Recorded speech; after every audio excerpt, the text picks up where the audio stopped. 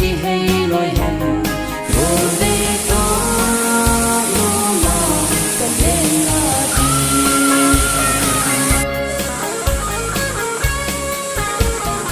lương thơ lâu thế in nung đây rất tâm lời đêm tâm xuân đêm đi Hãy